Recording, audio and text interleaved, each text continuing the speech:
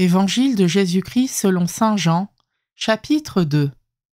Le 3e jour, il y eut un mariage à Cana de Galilée. La mère de Jésus était là.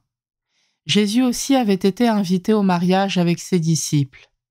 Or, on manqua de vin. La mère de Jésus lui dit : « Ils n'ont pas de vin. » Jésus lui répond : « Femme, que me veux-tu ?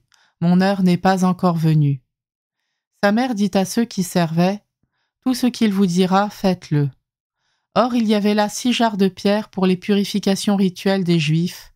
Chacune contenait 2 à 3 mesures, c'est-à-dire environ 100 litres.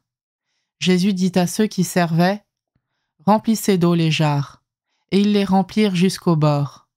Il leur dit : « Maintenant puisez et portez-en au maître du repas. » Ils lui emportèrent. Et celui-ci goûta l'eau changée en vin. Il ne savait pas d'où venait ce vin, mais ceux qui servaient le savaient bien, eux qui avaient puisé l'eau. Alors le maître du repas appelle le marié et lui dit : « Tout le monde sert le bon vin en premier, et lorsque les gens ont bien bu, on apporte le moins bon. Mais toi, tu as gardé le bon vin jusqu'à maintenant. » Tel fut le commencement des signes que Jésus accomplit. C'était à Cana de Galilée. Il manifesta sa gloire, et ses disciples crurent en lui. Après cela, il descendit à Capharnaüm avec sa mère, ses frères et ses disciples, et ils demeurèrent là-bas quelques jours. Comme la Pâque juive était proche, Jésus monta à Jérusalem. Dans le temple, il trouva installés les marchands de bœufs, de brebis et de colombes et les changeurs. Il fit un fouet avec des cordes et les chassa tous du temple, ainsi que les brebis et les bœufs.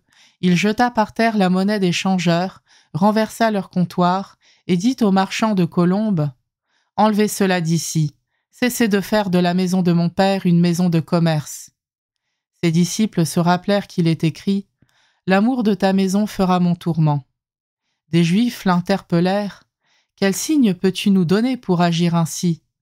Jésus leur répondit : « Détruisez ce sanctuaire, et en 3 jours je le relèverai. » Les Juifs lui répliquèrent : « Il a fallu 46 ans pour bâtir ce sanctuaire, et toi, en 3 jours tu le relèverais. » Mais lui parlait du sanctuaire de son corps.